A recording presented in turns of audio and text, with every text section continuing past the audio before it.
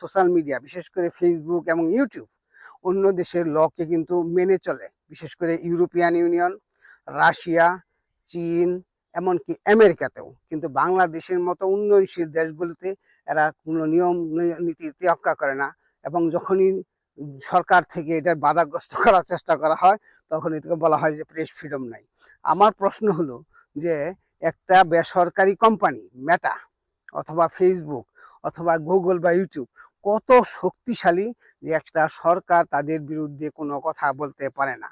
যদি সরকার তাদের বিরুদ্ধে কথা বলে, গ্লোবালি একেবারে আমেরিকা এবং ইউরোপিয়ান বা পশ্চিমারা বলা শুরু করে দেয় দেশে মানে প্রেস ফ্রিডম নাই। আমি একটা উদাহরণ দিই আপনাদেরকে যে এদের মানে এরা কিরকম ভাবে অন্যায়টা করতেছে। মূল কারণ হলো যে বাংলাদেশে আপনি কি ইচ্ছা করলেই অনুমতি ছাড়া, লাইসেন্স ছাড়া কোনো পত্রিকা চালু করতে পারবেন বা কোনো টেলিভিশন সেন্টার চালু করতে পারবেন, কিন্তু তারা কোনো প্রকার লাইসেন্স ছাড়া টেলিভিশনের চাইতেও শক্তিশালী টেলিভিশন, নিউজ পেপারের চাইতেও শক্তিশালী নিউজ পেপার কিন্তু চালু করছে। ইউরোপিয়ান ইউনিয়নের মানে প্রাইভেসি প্রোটেকশনের যে লটা যদি আপনি পড়েন তাহলে বুঝতে পারবেন ফেসবুককে বারবার কিন্তু ইউরোপিয়ান ইউনিয়ন থেকে সতর্ক করা হয়েছিল, এবং বিশেষ করে জার্মানি এবং ইউরোপিয়ান ইউনিয়নের ইনফরমেশন মিনিস্ট্রি থেকে যে সরাও, ফেক নিউজ সরাও, সরাই নাই। তাদের কিন্তু 5,000 কোটি 5,000 কোটি এবং দুইবার বড় বড় ধরনের মানে জরিমানা করা হয়েছে, এবং এরপরে ওরা বাধ্য হয়েছে ওদের লকে মানে ইউরোপিয়ান ইউনিয়নের দেশগুলোতে চেঞ্জ করতে। যাই হোক, আমাদের দেশে আমাদের সরকার তো গত 8-10 বছর ধরে বলতেছে ওরা নাকি ইমেলের উত্তর দেয় না।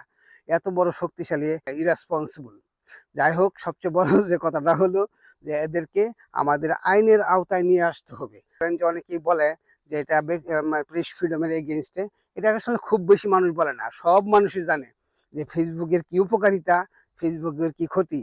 এবং ফেসবুক তো এখন আর নিউজ নাই, ফেসবুক হয়ে গেছে এখন রিল, ভালগারিজম, এক ধরনের আমাদের এগেনস্টে, আমাদের কালচারের এগেনস্টে, আমাদের নর্মসের এগেনস্টে, এবং কিভাবে আমাদের এই যে সুন্দর ট্রেডিশন, সুন্দর কালচার, সহ অবস্থান এবং একে অন্যকে কোঅপারেশন করার যে সংস্কৃতি, গ্লোবাল কালচারের নামে ফেসবুক, ইউটিউব এবং সোশ্যাল মিডিয়াগুলো ধ্বংস করছে, সেই বিষয়টা কিন্তু আমরা এখন পরিষ্কার। আমার কথা হলো যে ফেসবুক আছে, ফেসবুক থাকুক, কিন্তু ফেসবুককে অবশ্যই নিশ্চয়তা দিতে হবে যে এটা পাবলিক পারপাসে এবং সোশ্যাল এবং কমন গুড পারপাসে ব্যবহার হচ্ছে।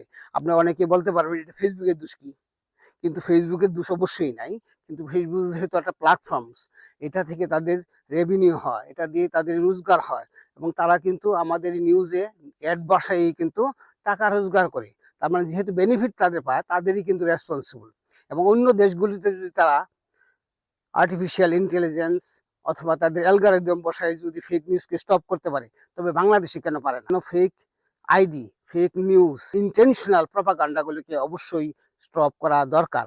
যদি না করে, প্ল্যাটফর্মগুলোকে অবশ্যই এটা রেসপন্সিবল এবং দায়িত্ব নেওয়া উচিত। এবং এভাবেই উন্নত দেশগুলো এভাবেই ফেসবুকের স্বেচ্ছাচারিতাকে কন্ট্রোল করেছে, আমাদেরকেও এই ব্যাপারে কন্ট্রোল করতে হবে।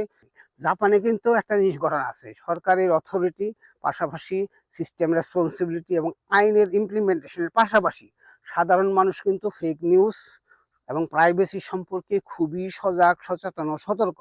আমরা বাংলাদেশিরা আবেগী মানুষ, আমাদের তো বিনোদনের অভাব, কোনো বিনোদন নেই। আমাদের বিনোদন একটাই, সেটা হলো কুৎসা রটানো বা কুৎসা বলা বা কুৎসা শোনা।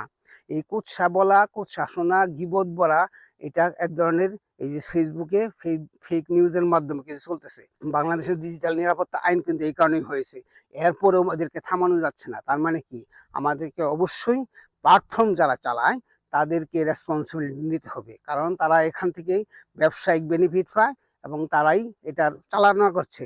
যদি তারা আমাদের সরকারের কথা, আমাদের জনগণের সুবিধা অসুবিধা এবং আমাদের কালচারের বিপক্ষে যায়, আমি মনে করি এটাকে রেস্ট্রিকশন আওতায় নিয়ে আনা উচিত। বলছি না যে এটা বন্ধ করে দেওয়া উচিত, কিন্তু তাদেরকে অবশ্যই এমন সব অ্যালগরিদম, এমন সব আর্টিফিশিয়াল ইন্টেলিজেন্স এবং ফিজিক্যাল কমিউনিকেশন অথবা অ্যাপ্রুভাল সিস্টেম ফিল্টারিং করতে হবে, যাতে আমরা ফেক নিউজ মুক্ত সোশ্যাল মিডিয়া ব্যবহার করতে পারি। সবার জীবন ফেক নিউজ এবং ফেক আইডি, প্রপাগান্ডা, ম্যানিপুলেশন এবং মিথ্যাচার এবং মিথ্যা প্রচার থেকে মুক্তি পাক, সেই কামনায় রইল।